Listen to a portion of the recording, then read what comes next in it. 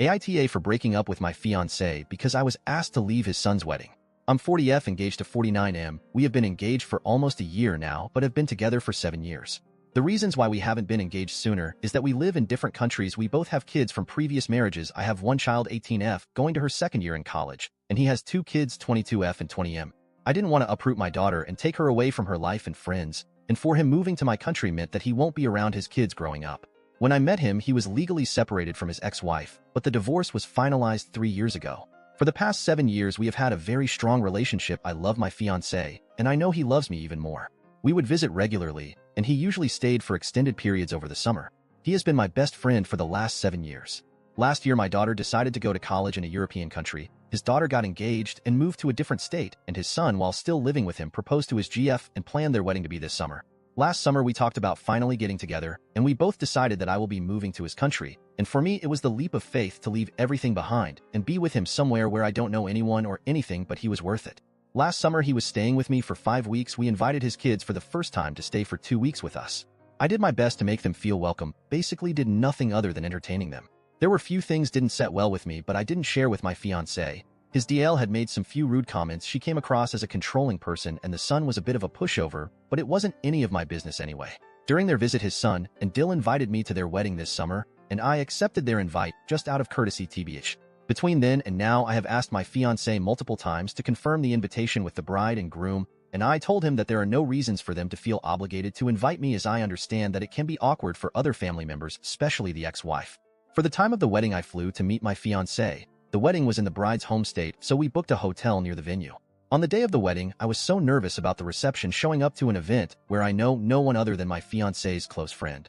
I understood that my fiancé, as the father of the groom, will have responsibilities that would probably keep him busy. After the ceremony, we went to the reception. I was seated on the same table as my fiancé's friend. I haven't left the table, as it was discussed beforehand between myself and my fiancé that any introductions to the extended family will be arranged after the wedding as a separate occasion. It had started to catch my attention that my fiancé was having a conversation with his ex-wife on the side. Then his son and Dill joined the conversation for a couple of minutes before returning to their table. My fiancé came to me asking to talk outside, where he said that emotions are running high and people are just stressed, and he thinks it's wiser if I got back to the hotel. I didn't understand at first. I even asked why he decided that we should leave this early, and he said that his friend is driving me back and he will follow after a while. And that's when I actually realized I was being asked to leave. He said that the bride thinks my presence is taking a lot of attention, and his ex-wife, who knew I was invited, suddenly felt she can't handle me attending her son's wedding. I asked, what did I do wrong? I haven't even left the table where I was seated. I wasn't arguing with him wanting to stay at the wedding, because at this point there was nothing that would make me go back inside. I just wanted to understand. My fiancé was actually in tears at this point, asking me to understand the difficult situation he is in, and I told him to go back inside as I was disgusted looking at him.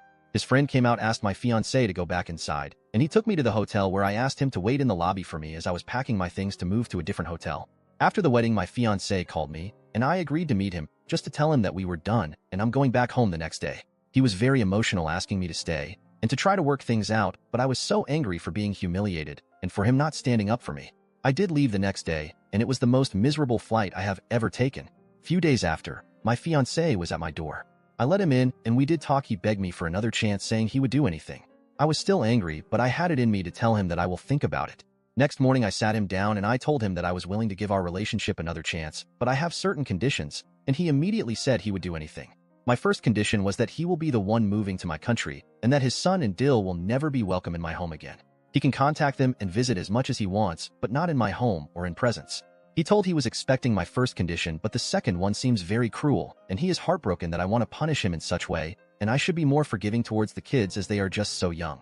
I'm not trying to punish him, I'm just refusing to have anything to do with people that deliberately insulted me, while I have been nothing but respectful and accommodating to them. Edit. Okay, living on the other side of the hemisphere. Woke up to find so many replies. I tried to read as much as I can, and I think to clear some details that had been mentioned a lot.